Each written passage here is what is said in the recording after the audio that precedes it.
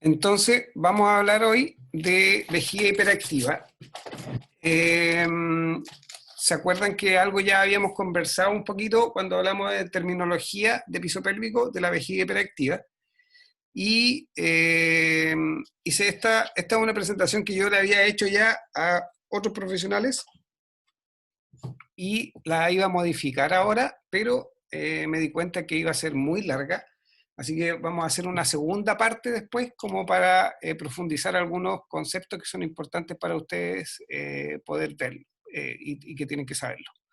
Entonces vamos a hacer esta que es un poco más básica porque es muy probable que varios de ustedes no hayan visto pacientes con vejiga hiperactiva porque muchas veces las ven solamente los urólogos.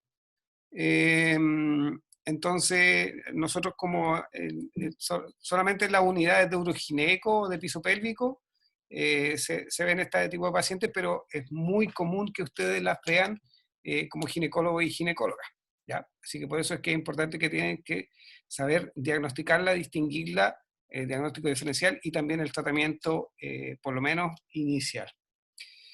Entonces, bueno, esto no me está ayudando nada. A ver, ahí sí. Entonces, primero que nada, la definición de la vejiga hiperactiva, que es la definición que la misma que habíamos revisado antes con de la Yuga y la ICS, la define como urgencia urinaria, ¿ya? Acompañada de frecuencia de nicturia, con o sin incontinencia, de orina de urgencia, es decir, asociada a la urgencia, no de esfuerzo, en ausencia de infección del tracto urinario u otra enfermedad obvia. Entonces, aquí es re importante primero detenerse en una cosa. El síntoma cardinal es la urgencia urinaria, ¿ya? Y la urgencia, acuérdense que la definimos como ese deseo que resulta impostergable de orinar o vaciar la vejiga, ¿ya? Y que, por consecuencia, lleva una serie de otras sintomatologías. A ver, espérate que parece que llegó más gente igual las chitas. ¿Cómo lo hago para...?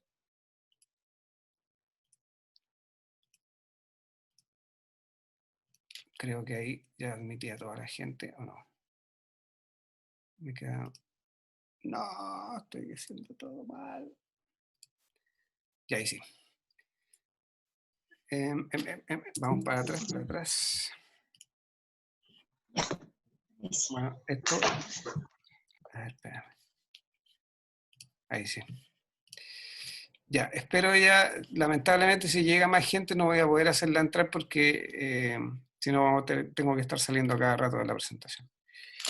Ya, entonces como les decía, la urgencia urinaria, el síntoma cardinal de la vejiga hiperactiva es la urgencia urinaria, sí o sí, ¿ya? Y usualmente se acompaña de frecuencia de icturia, y esto es re importante, porque resulta que hay veces en que tenemos pacientes que consultan por un cuadro de urgencia urinaria sin necesariamente tener frecuencia, sin necesariamente tener nicturia, sin necesariamente tener incontinencia de orina de urgencia, y solamente lo que tiene es la urgencia urinaria.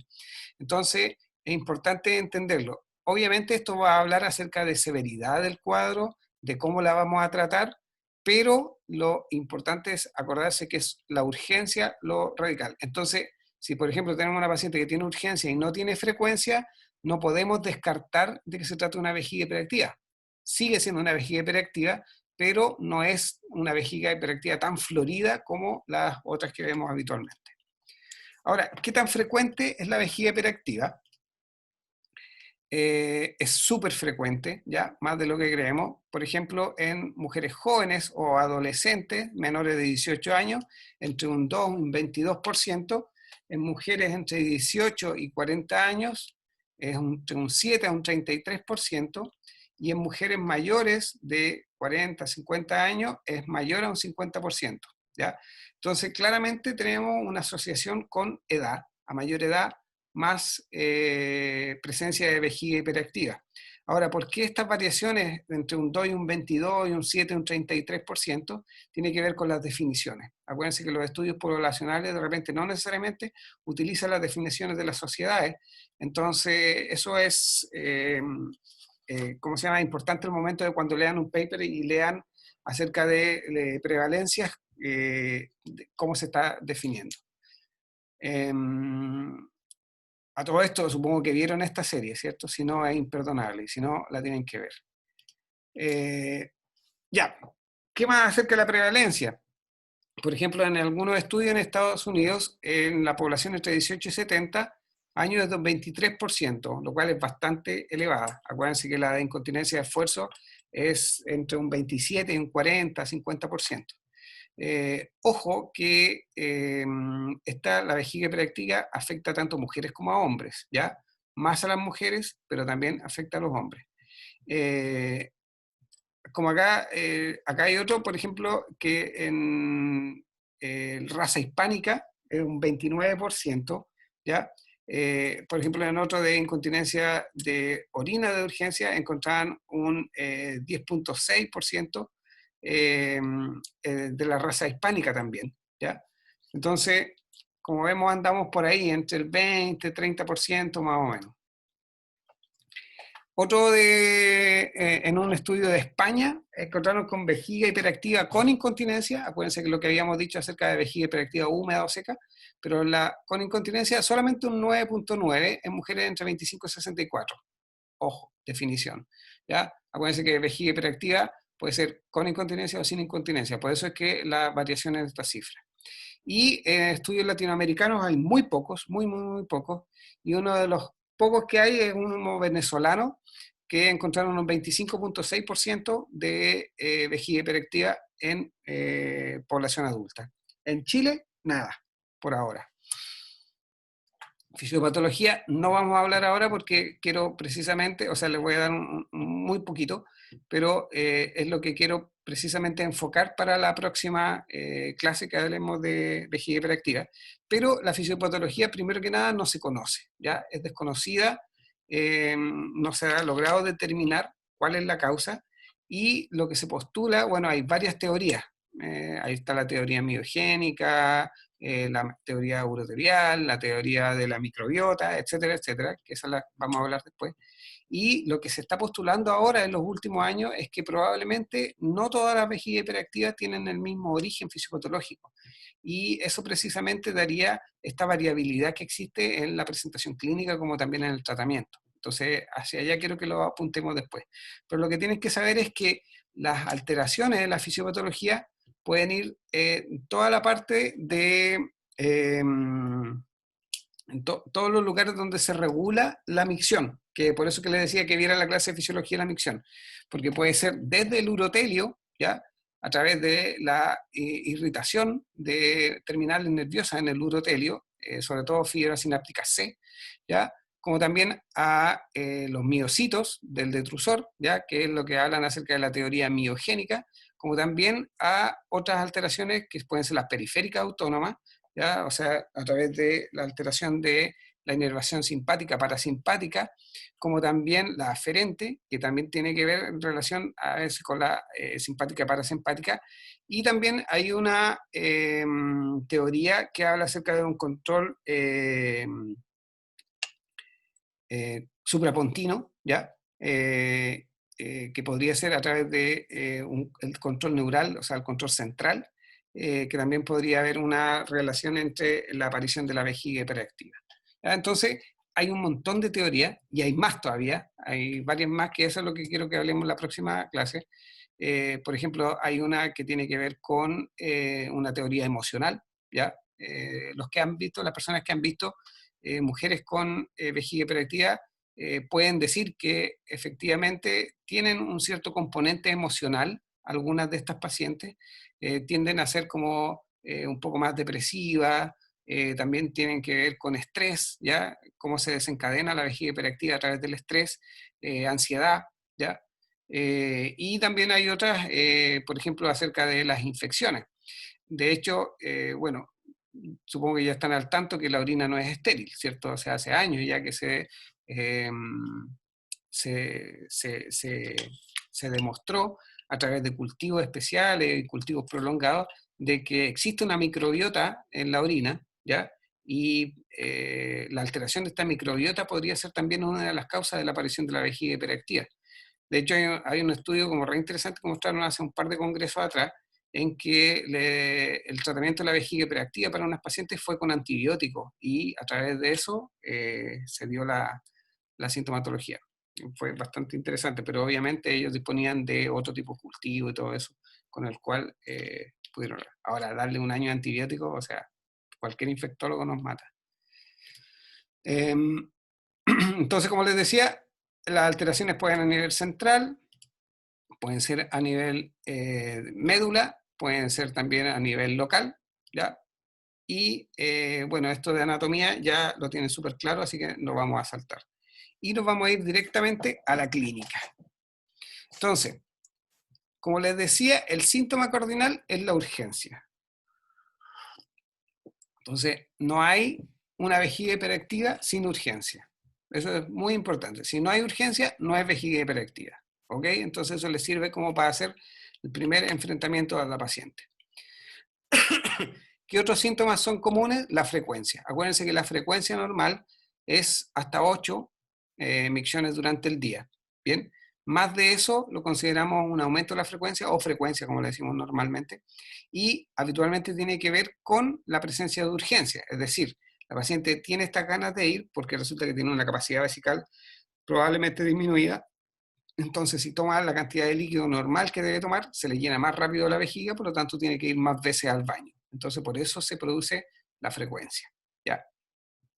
La nicturia tiene la misma explicación fisiopatológica, es decir, tenemos una vejiga de menor capacidad, se llena más rápido, por lo tanto no es capaz de pasar toda la noche durmiendo la paciente, sino que despierta un par de veces en la noche, 2 o más, ¿ya? Producto del deseo irrefrenable de ir a orinar. La incontinencia de urgencia. Esto también es importante porque, como les decía, la vejiga hiperactiva no necesariamente es sinónimo de incontinencia, sino que la engloba.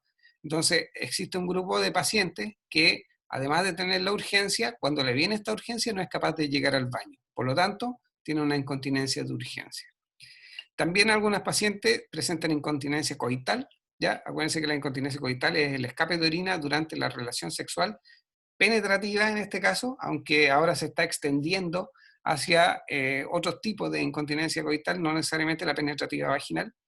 Hay varios estudios que dicen que la incontinencia coital que se asocia a la vejiga hiperactiva es más bien la posorgásmica u orgásmica, ¿ya? Pero no es concluyente, ¿bien? Porque todavía no se conoce bien la fisiopatología de la incontinencia coital. Y lo otro, la enuresis, que en realidad la enuresis es también que puede ser una enfermedad aislada, como también puede ser un síntoma de la vejiga hiperactiva, y ocurre en las pacientes que le vienen estas ganas de orinar y no despiertan, simplemente se orinan, ¿ya? Y después cuando despiertan ya están orinadas. Acuérdense que la enuresis ocurre la micción durante el sueño. La diferencia con la nicturia es que la paciente despierta en la nicturia, va al baño, vuelve, no se orina. Si se orina, despierta, no es enuresis, es incontinencia de urgencia, ¿ya? Entonces eso es importante hacer la diferencia.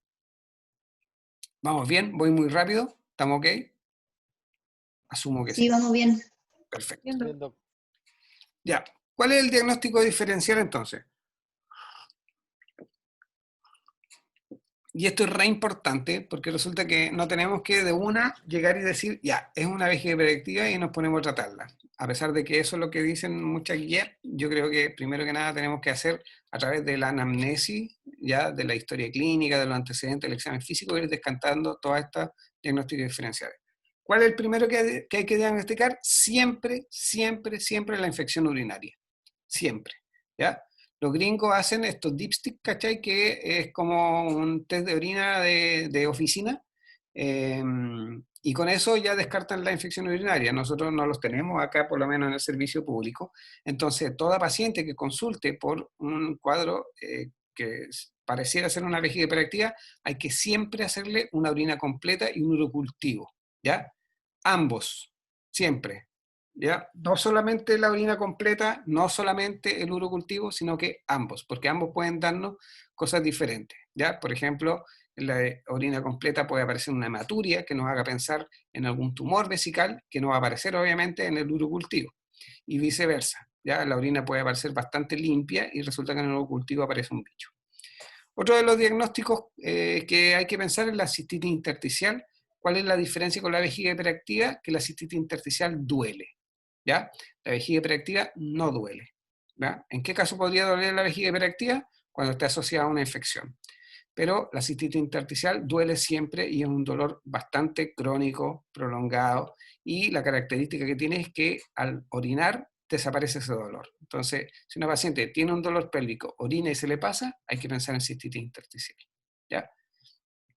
Otros cuadros que son más comunes, porque aquí hay un montón, pero es la litiasis vesical, ¿ya? También pensarlo porque acuérdense que al tener una litiasis vesical es un cuerpo extraño que va a estar irritando el urotelio, y también va a provocar síntomas habitualmente que son como más de tenesmo, algo de disuria, que puede ser también asociado a poliacuria, ¿ya? Los otros que pueden aparecer también, el divertículo uretral. Igual el divertículo uretral es raro, también se asocia a una secreción, ¿ya? Blanquecina, así que no es como muy común. Uno que es muy típico es el embarazo, ¿ya? O sea, tengan cuidado, todos ustedes que ven mujeres embarazadas, de diagnosticarles vejiga hiperactiva, sobre todo en el tercer trimestre, porque en el tercer trimestre aumenta la frecuencia y también hay urgencia, pero estamos en un contexto en que la vejiga tiene una capacidad mucho más pequeña por la compresión uterina. Entonces, obviamente, hay que hacer el diagnóstico fuera de ese contexto. ¿Puede darse una vejiga hiperactiva en una mujer embarazada? Por supuesto que sí. La incontinencia de esfuerzo, la verdad es que haciendo ¿cómo se llama? La entrevista clínica es bastante fácil distinguirla, pero hay mujeres que de repente no son muy claras al expresar su sintomatología y podría ser un diagnóstico diferencial.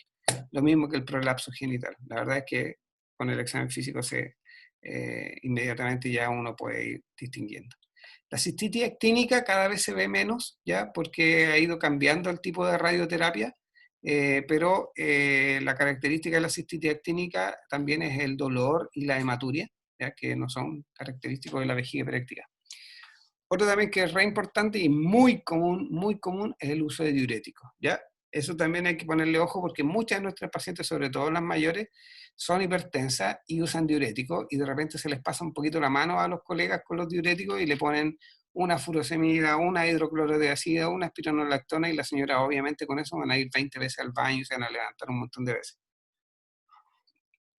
Entonces, hay que estar poniéndole ojo a esos medicamentos. Igual, de repente, cambiarlos, pedirle si los pueden cambiar de la noche a la mañana. Con eso a veces solucionamos los problemas de nicturia, que no se tome el diurético antes de acostarse, sino que se lo tome en la mañana. ¿Ya? Es una solución bastante buena para esas nicturias que son de origen medicamentoso. Y bueno, ahí tienen un montón de otras más, por ejemplo, la diabetes mellitus, que es re importante, ustedes saben, psicológico, o sea, hay pacientes que de por sí llevan una frecuencia por diferentes razones, y aquí hay uno que también es re común, que es la ingesta excesiva. De repente llegan bastantes pacientes que dicen que están en control en la nutricionista por sobrepeso o obesidad, y la nutricionista la mandó a tomar 4 litros de agua, por ejemplo, ¿ya? Obviamente esa señora va a ir como 10 o 15 veces al baño, ¿me entendéis? Porque son un montón de cantidad de agua, porque son 4 litros de agua, sin contar el té, el café, el jugo, la leche y todos los otros líquidos que se toman, ¿me entiendes? Entonces al final están tomando como 5 litros. Entonces es muy importante saber cuánto está tomando la paciente. Y uno que también es muy importante y siempre buscarlo es la atrofia urogenital posmenopáusica. Acuérdense que las pacientes que después de la menopausia pierden el estímulo estrogénico, y esta atrofia urogenital en realidad es un reflejo de la falta de estrógenos en los genitales, que implica una exacerbación, así lo vemos nosotros, de la urgencia. Y de repente con solamente hacerle un aporte de exógeno de estrógeno a esta paciente, se curan los problemas de urgencia y de frecuencia. Eso lo vamos a ver la próxima semana. Diagnóstico. A ver, parece que hay una pregunta o algo, no sé. A ver, que aquí. Ay, pero es que ya vamos a ver si puedo hacer entrar más gente. Perfecto. Doctor, ¿Sí? ¿cuál es el síndrome uretral? El ¿De síndrome, los diagnósticos diferenciales? sí, Sí. el síndrome uretral es una cuestión como bien rara, ¿ya? En que, espérate, a ver si lo puedo sacar esto. Ahí está, perfecto. Mira, el síndrome uretral, a ver cómo podría explicarlo.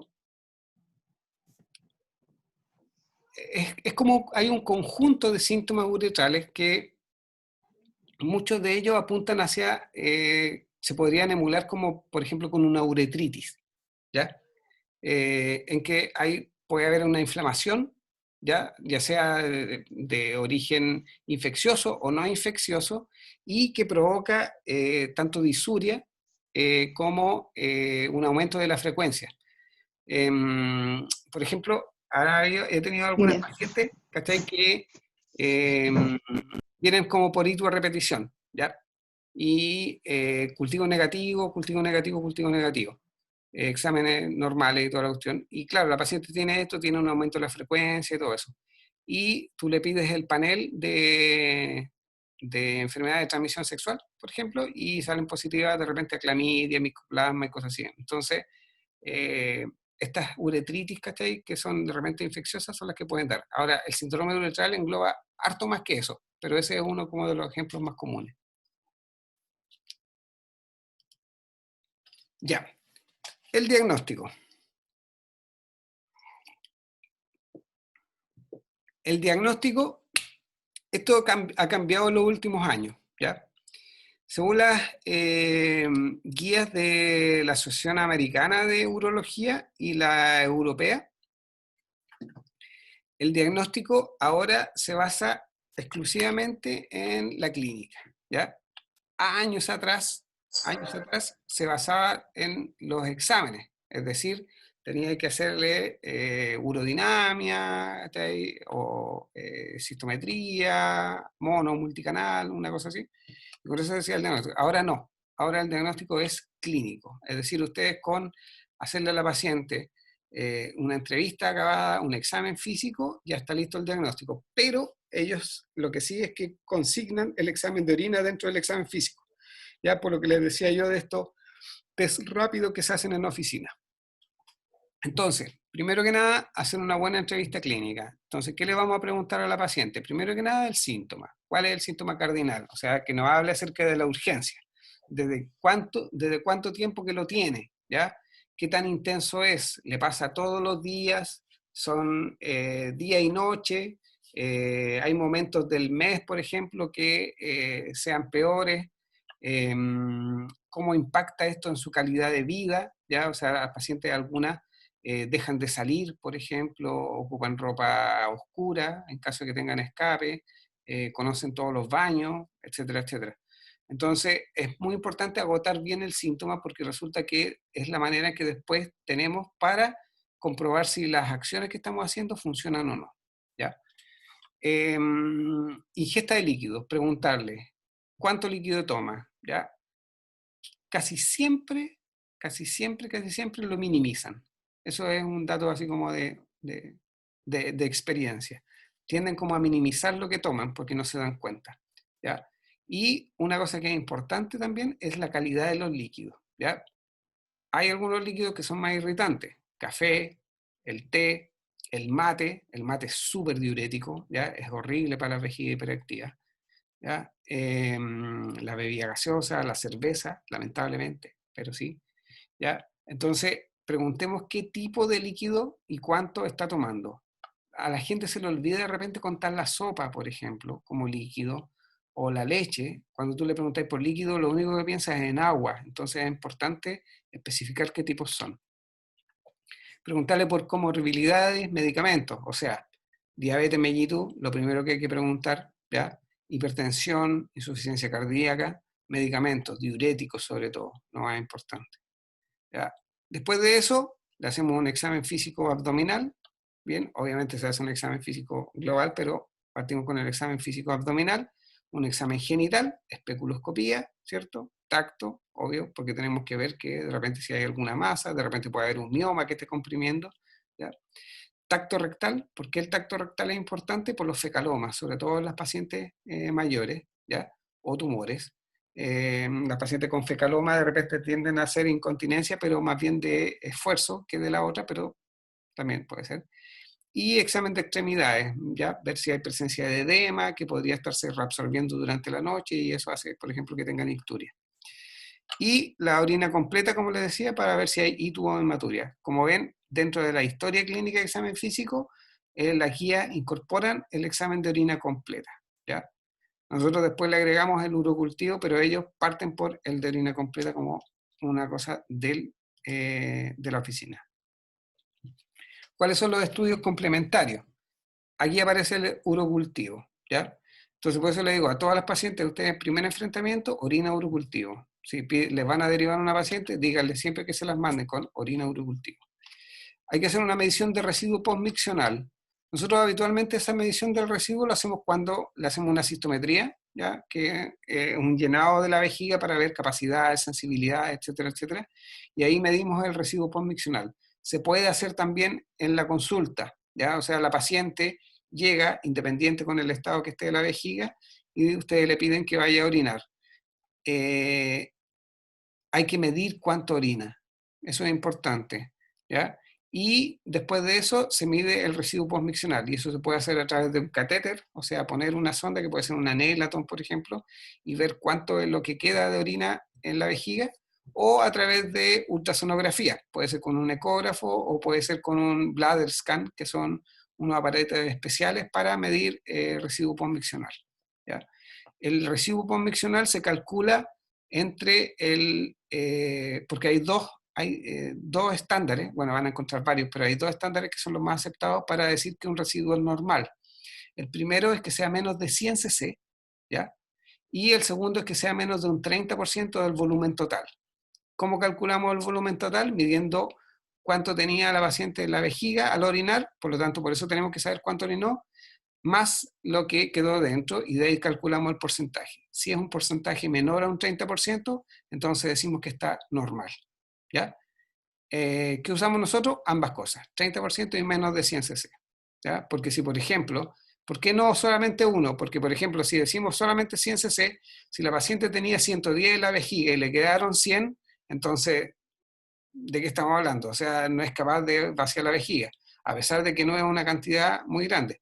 En otros lados van a encontrar 50, por ejemplo, pero lo más aceptado son 100 cc y 30%. Lo otro que hay que hacer siempre es el diario miccional. Este creo que ya les habló el doctor Sobarzo, pero lo vamos a dar un vistacito de nuevo. El diario miccional es sumamente importante en la evaluación. Siempre hay que pedirlo, siempre, siempre, siempre, siempre, ¿ya? Vamos a ver un ejemplo enseguida. Y lo otro que hay que aplicar son los cuestionarios, ¿ya? Está el UDI 6, ¿ya? Que no tiene nada que ver con la UDI, así que es bueno. Está el IQ y está el OABQ. El OABQ es el que es específico de calidad en cuanto a vejiga hiperactiva. Este es un ejemplo de diario miccional, ¿ya? Que es uno gringo. Si ustedes se fijan, tiene 5 columnas. La primera columna tiene la fecha y la hora. Entonces la paciente lo que tiene que hacer es anotar cada vez que vaya al baño.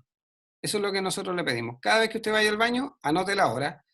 Y en la columna del medio van a ver cómo está la cantidad de orina que ella miccionó.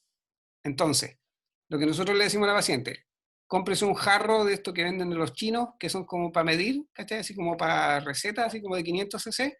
Se va al baño, orina en el jarro, ve cuánto orinó, lo anota y después lo bota, ¿ya? Y cada vez que vaya a orinar, durante el tiempo que esté haciendo ese diario, tiene que hacer lo mismo. La paciente les da risa y les da vergüenza, porque las que tienen que trabajar tienen que andar con su jarro en la cartera para todos lados, pero tiene que ser así. Nosotros usamos 3 días, ¿ya? Porque se puede hacer, hay diarios de 1 día, de 2 días, de 7, de 15, un mes. Con 3 días es bastante bueno por lo que hemos visto nosotros, porque tenemos un reflejo más fiel en el sentido de que la paciente no lo deja solo para el fin de semana, Porque si tú le decís que haga esa tarea, va a tratar de hacerla cuando tenga más tiempo, y el tiempo que más tiene habitualmente es el fin de semana.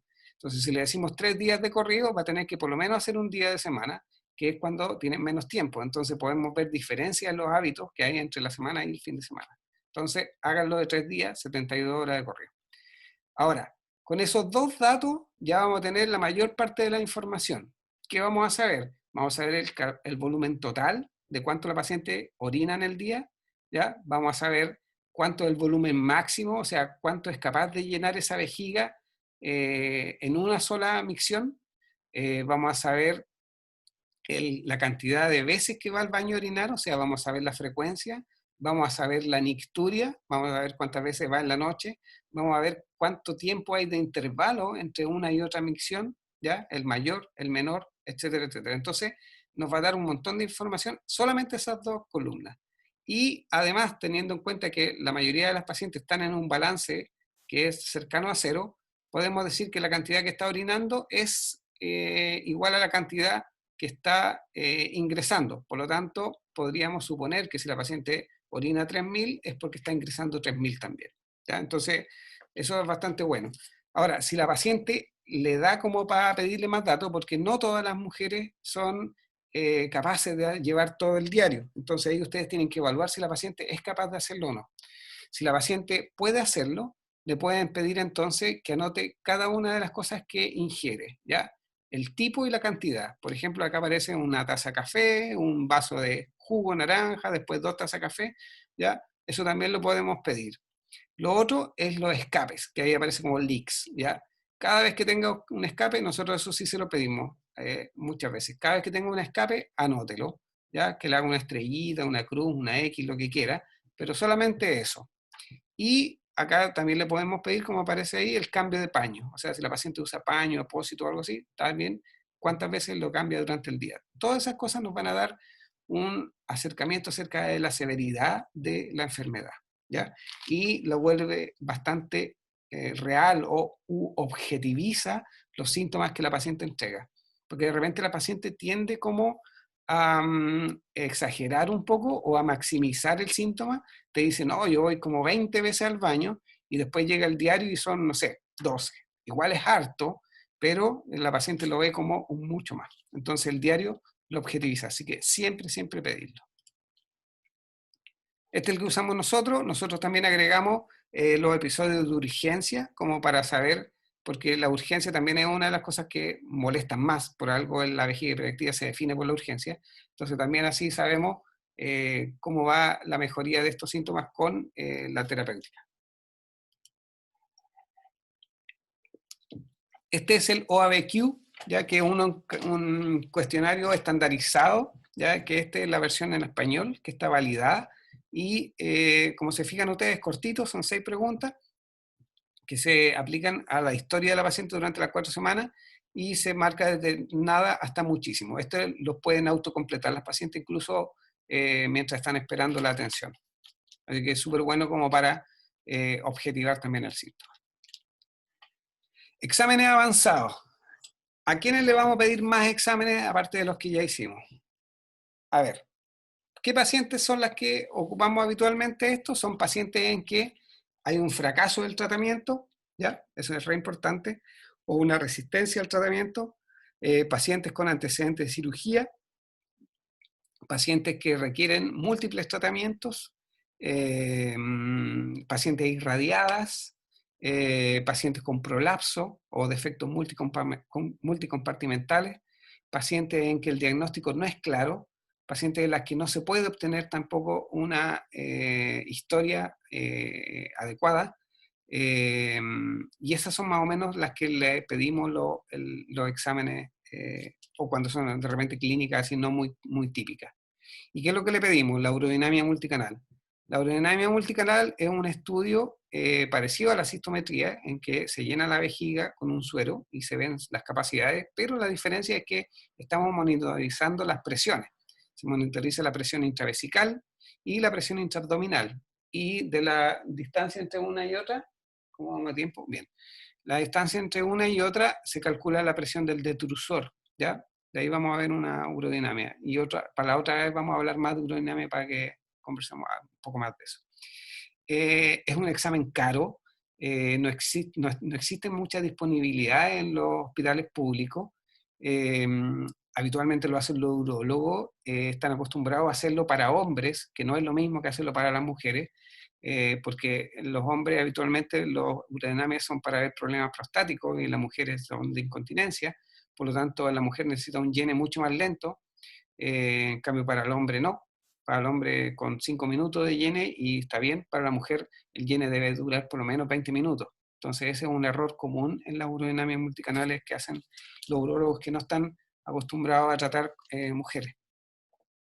La cistoscopía es un examen que también es avanzado y es muy, muy, muy importante. Ustedes saben, la cistoscopía, es un procedimiento endoscópico, una camarita que entra por la uretra y se ve toda la vejiga.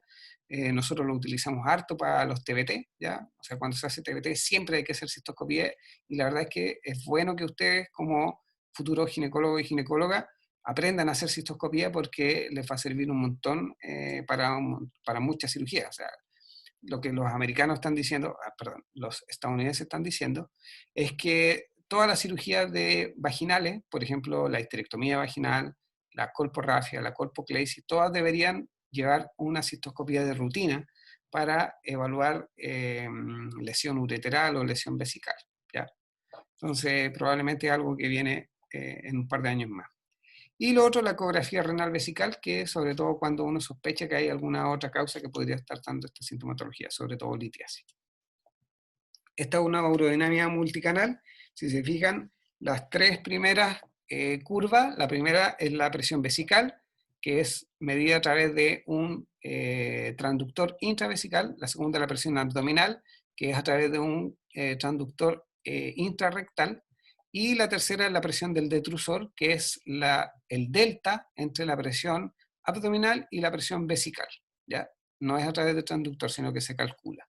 Y ahí, como pueden ver, hay un alza de la presión del detrusor, ¿ya? En la columna verde, que eso es lo que se llama una contracción no inhibida. Es cuando se produce una contracción antes de que corresponda al vaciado en la vejiga, ¿ya?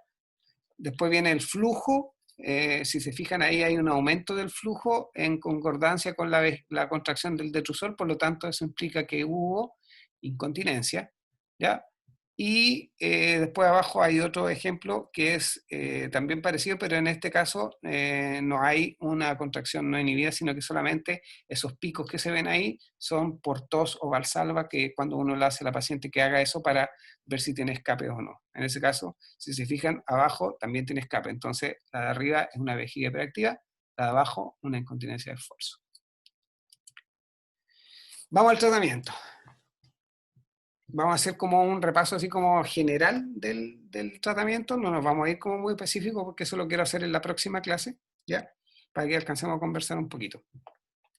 Este es un punto súper importante. La vejiga hiperactiva tiene que llevar educación sí o sí. O sea, ustedes tienen que hacerse el tiempo y conversar con las pacientes, porque si no, van a fracasar rotundamente, se los digo inmediatamente, ¿ya? Ustedes tienen que, después de haber hecho el diagnóstico, haber hecho todas las pruebas y antes de empezar el tratamiento, conversar con la paciente y educarla.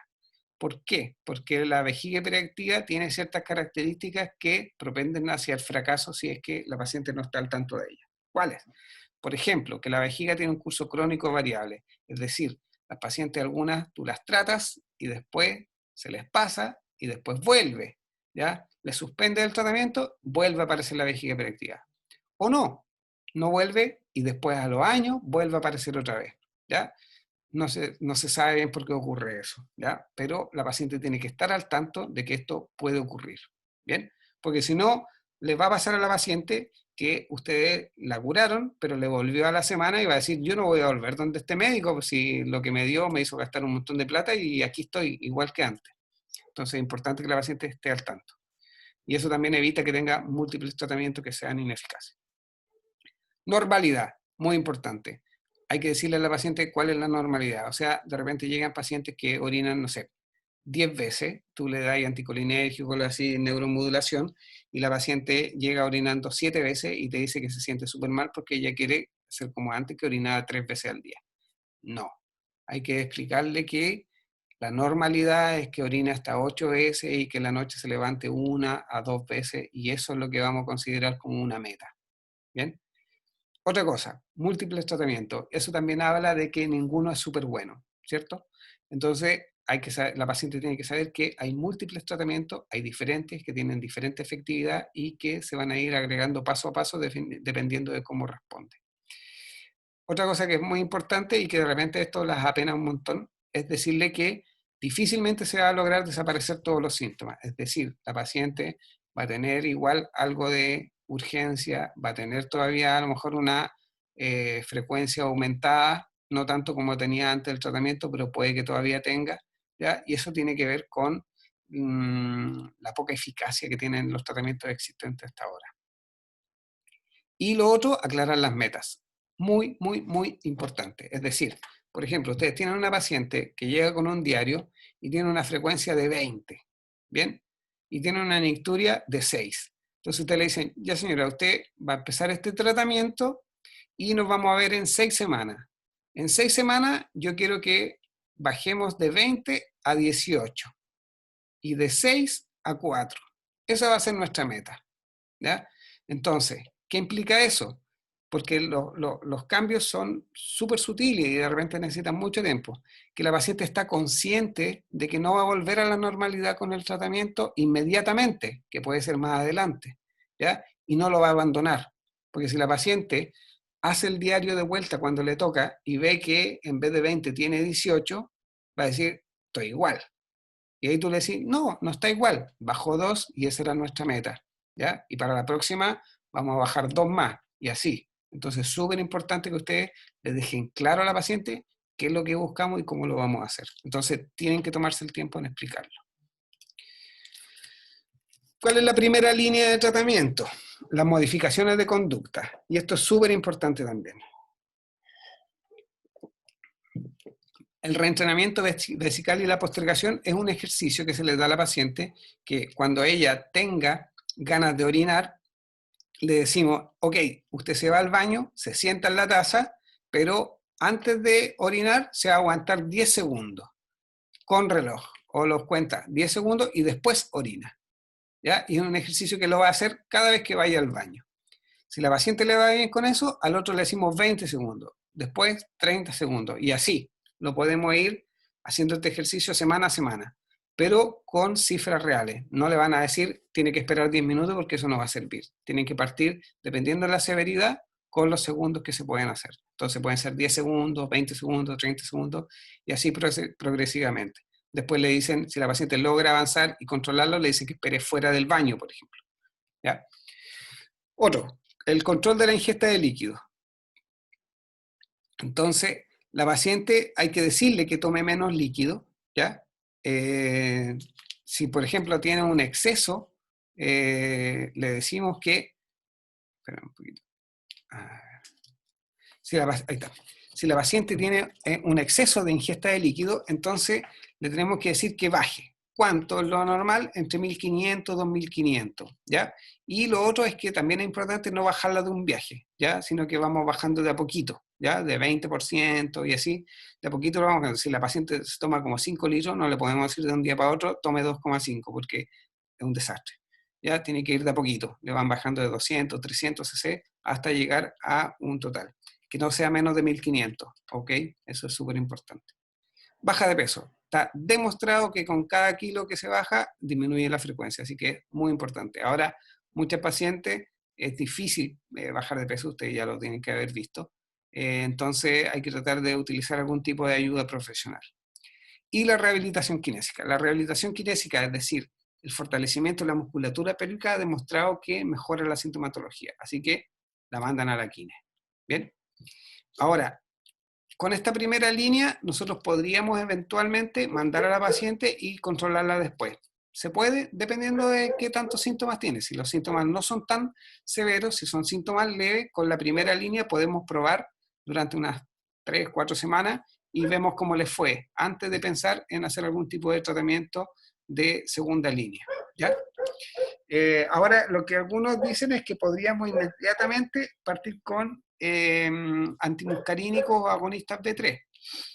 depende de la severidad de la paciente. Si tiene síntomas, o sea, tiene una frecuencia alta, nicturia, alto impacto sobre su calidad de vida, entonces sí, partan inmediatamente.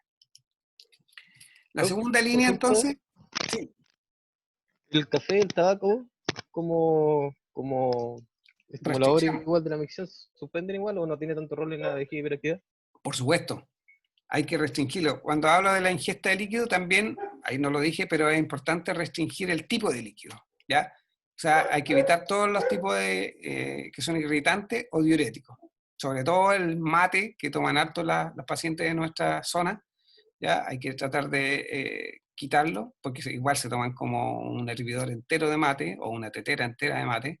Entonces le podéis decir, tómate un solo mate o un solo café o café sin cafeína y cosas así. ¿Ya? Eso. La segunda línea, entonces, los antimuscarínicos. En el tratamiento, aquí es importante que hay que ajustarlo para cada paciente y yo creo que de eso vamos a conversar en la próxima reunión. ¿Por qué? Porque tienen muchos efectos adversos, ¿ya? Mientras menos específicos sean, más efectos adversos. Ustedes saben, los efectos adversos más comunes son la sequedad de boca, la constipación, el deterioro cognitivo. Acuérdense que no se puede usar en pacientes con glaucoma de ángulo cerrado porque aumenta la presión intraocular. Entonces, ojo con los efectos adversos de los antimuscarínicos. Muchas veces son los causantes de que las pacientes dejen de utilizar el medicamento. Entonces, adviértanle a la paciente de que esto va a ocurrir. Entre todos los antimuscarínicos, la respuesta es bastante similar. Entre uno y otro, la efectividad va como entre un 65, 75%, 78%, algunos más optimistas, algunos dicen 80 y tanto, pero la verdad es que es poco creíble, pero anda por ahí. Entonces, en efectividad daría eventualmente lo mismo. Entonces, lo que tenemos que ver es sobre todo los efectos adversos y lo otro que la respuesta depende de la línea basal. Y por eso mismo lo que yo le decía acerca de las metas que le vamos a poner a la paciente. ¿Cuáles antimuscarínicos son los que se utilizan habitualmente? La oxibutinina es como lo más común y es uno de los que da más efectos adversos. Entonces, es buena en cuanto al control, pero es mala en cuanto a los efectos adversos. El cloruro de trospio es súper bueno, es bastante selectivo, no atraviesa la barrera hematoencefálica, pero es súper caro, ¿ya? Y obviamente no está en los hospitales. La tolterodina, sí, es bastante buena también, tiene lo suyo. Fesoterodina no hay acá. La darifenacina, a mí me gusta la darifenacina, igual que la solifenacina, porque son específicos M3, ¿ya? Que son los receptores muscarínicos de la vejiga, la darifenacina sobre todo, y no atraviesa la barrera hematoencefálica, entonces son como súper buenos para las viejitas, ¿okay? Porque las viejitas, cuando tú le das uno que atraviesa la barrera hematoencefálica, como que se les va la onda, tienen deterioro cognitivo. ¿Cómo vamos de hora? A ver. Quedan 10 minutos. Ya, vamos a hacerla rápida entonces. Bueno, y el mirabegrón, que lo vamos a conversar más adelante, que no es un antimuscarínico, sino que es un agonista B3, ¿ya? Y que ha tenido algunos resultados bastante buenos, más o menos comparados con los antimuscarínicos. Bueno, aquí hay algunos gráficos que muestran la efectividad. Aquí, por ejemplo, este de pérdidas de orina, si se fijan, la solifenacina está en el primero, la oxibutinina de liberación prolongada también, ¿ya? Cuando, por ejemplo, acá está la fesoterodina, la solifenacina, este en cuanto a frecuencia, este gráfico, este es incontinencia, este es urgencia, ¿ya? Ahí también está el cloruro de trospio, pero si se fijan ustedes, la cantidad de episodios que reducen son súper bajos, son entre 1, 2, 3, 4, ¿cachai? No es así como que vuelven totalmente a la normalidad. Nocturia, cloruro de trospio también, solifenacina. Efecto adverso, bueno, aquí si se fijan cómo se dispara al final del eje I está la oxibutinina y se dispara en cuanto a eh, efectos adversos. Bueno, esto ya los vimos. Los efectos adversos, la boca seca. Bueno, para la boca seca un tip, pastilla de menta sin azúcar para chupar. ¿Ya? Con eso las pacientes andan con la boca menos seca y no engordan porque son sin azúcar y tienen buen aliento. La constipación, igual manejarla, no la manejen con líquidos porque si no le va a aumentar la vejiga hiperactiva, entonces denle nada, algún tipo de fibra, la visión borrosa, ojo con eso, con el glaucoma, y el deterioro cognitivo hay que ponerle mucho ojo, por eso ocupar los que son más selectivos con los pacientes. ¿Qué pasa si el tratamiento no funciona o los efectos adversos son intolerables? Ya. Si hay una buena respuesta clínica y mucho efecto adverso, entonces lo que se puede hacer es reducir la dosis del medicamento y observar la respuesta, ¿ya? Si, por ejemplo, están con 15 miligramos de darifenacina, entonces la bajamos a 7,5 y vemos qué tal va, ¿ya? Entonces eso se puede hacer. Ahora, si la respuesta no es adecuada, se cambia a otro antimuscarínico o se aumenta la dosis, ¿ya? Dependiendo de los efectos adversos. Por ejemplo, si teníamos oxibutinina y no tenía tanto efecto adverso, en vez de 5 le ponemos 10, ¿ya? O si no, simplemente vamos y lo cambiamos por otro. No combinar, ¿ya? Así que eso no hay que hacerlo. 2 antimuscarínicos, no. Lo que sí es que se puede de repente combinar un antimuscarínico con un beta-3 agonista con el miravigrón, y eso ha mostrado algunos resultados, pero la verdad es que no son tan buenos, no es la solución. Y los de liberación prolongada serían los que tendrían mejor resultado. Entonces, esta en realidad era una pregunta que yo les puse a los internos para cómo tratarlo ellos como médico general, que hasta cuándo pueden tratar y cuándo deben derivar a un especialista, que en realidad son ustedes. Entonces, primero que nada, cuando falla el tratamiento, entonces, ¿cuándo podemos decir que el tratamiento falló? 8 o 12 semanas en tratamiento conductual, KINE, por ejemplo, si la mandaron a hacer neuromodulación KINE y no funcionó, falla a las 8 o 12 semanas. Si le dieron un anticolinérgico, a las 4 o 8 semanas tiene que irse. Y cuando la falla del anticolinérgico la consideramos cuando hay una falta de respuesta clínica, es decir, no hubo una mejoría, o cuando no se pudo tolerar los efectos secundarios. ¿Cuáles son las terceras líneas? Que esto lo vamos a hablar ya en la otra clase. Toxina botulínica intravesical, ¿ya? 50, 100 a 200 unidades. La neuromodulación sacra y tibial posterior. La tibial posterior vamos a hablar también harto porque tendría una eficacia muy similar al antimuscarínico y podría pasar a ser segunda línea. Esto es algo de neuromodulación, nosotros lo hacemos harto acá porque no tenemos anticolinérgico y nos va bastante bien en las pacientes que pueden hacerlo, porque también tenemos pocas. Esa es la neuromodulación sacra, que vamos a verla después también. Y finalmente la cirugía, que es la cistoplastia con intestino, se hace solamente en casos refractarios, ¿ya? Y se hace en realidad un aumento de la capacidad vesical de manera física. Es una cirugía bastante compleja, tiene alta morbilidad porque sacamos un pedazo de intestino, tiene otra sintomatología, entonces queda como última opción. Ya, esto lo vamos a saltar porque no tiene nada que ver con ustedes y lo vamos a ver la otra cosa. Creo que fui un poco rápido, pero no tenía como muchas opciones, chiquillos. Ya, alcanzamos, a ver qué hora es, 19:55. 2 minutos de preguntas. Total, si no, después las guardan para la próxima clase que hagamos porque quiero hacer una clase de terapéutica específica, de antimuscarínico y terapia y algunos casos. ¿Alguna duda o algo que quieran resolver inmediatamente o lo guardamos todos para la próxima? Doctor, yo tengo una duda sobre el tratamiento que se había postulado que se usa harto en atención primaria con el tema de la imipramina. Yes. ¿Cómo qué tan Sí. efectivo es eso? 0. Sí, tanto la imipramina como la amitriptilina, ya es que ahí yo quiero que lo conversemos la próxima vez porque en realidad la efectividad, porque si bien no se recomienda en ninguna guía usarla, nosotros hemos visto que tiene cierta efectividad en algunas pacientes. Y aparentemente esas pacientes serían las que tendrían una causa emocional de la vejiga hiperactiva. Entonces, en el fondo, no estáis tratando tanto la vejiga hiperactiva, sino que tratáis el trastorno emocional de la paciente. Y por eso es que respondería. Esa es como la teoría. ¿Cachai?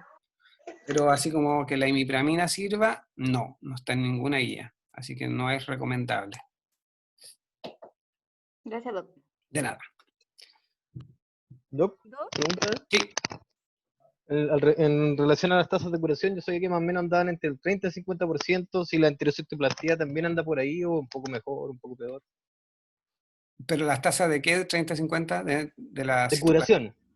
No, de los antimuscarínicos en general de la... No, es más, pues Manuel, es como Ah, entre un ya, 60 y un 70%. Lo que pasa es ya, que nosotros la vemos poco porque resulta que el problema que tenemos en Chile es el acceso, ¿entendés?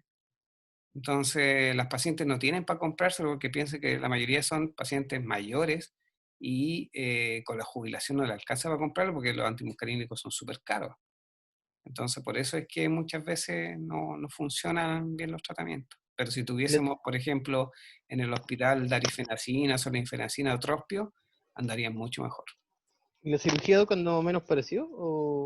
No, lo que pasa es que la cirugía se ha visto que hay recidiva de la vejiga hiperactiva, que se produce una contracción de la parte enteral, ¿cachai? Y después vuelven, tienden a volver. Hay nuevas cirugías que han ido apareciendo que tendrían mejor resultado.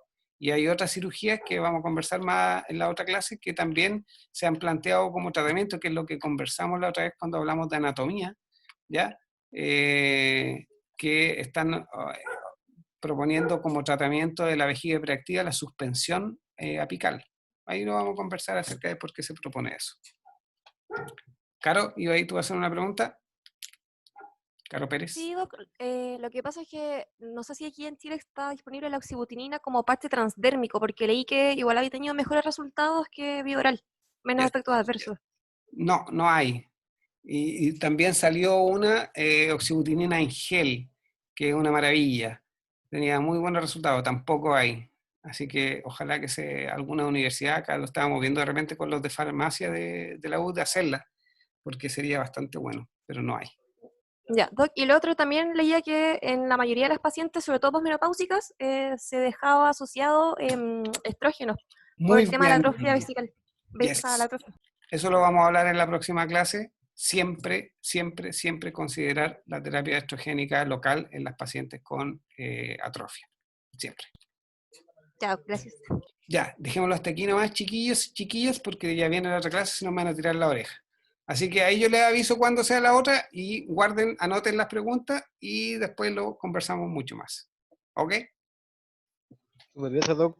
Que estén bien. Chao, chao. Chao. Chao. Chao, gracias, doctor. Chao, chao.